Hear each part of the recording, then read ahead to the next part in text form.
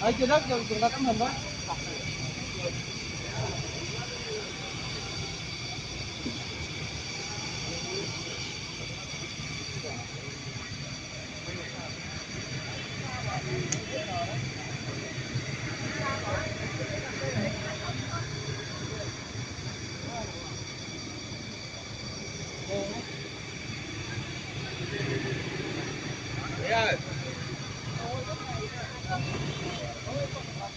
Để đạo kia.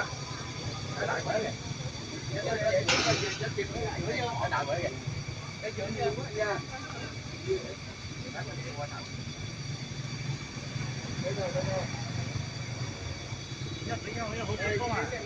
con theo tàu hút con mà con á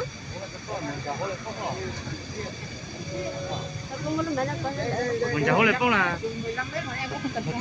Đường 15. đường 15 là chửi lại cái đó hả cái quên đi cái chủ yếu đấy muốn lên phong là mình cho chào lên phong à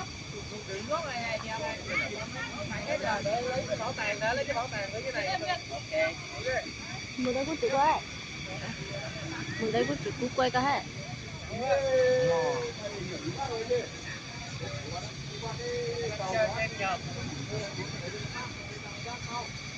Thấy ảnh không?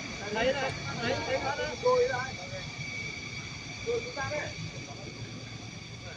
Các mày cứ đi được rồi.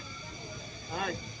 Chào con, con chào còn Tám. theo Con làm biết hôm vừa rồi lên thăm mẹ đấy là bác Sơn đi rồi gì?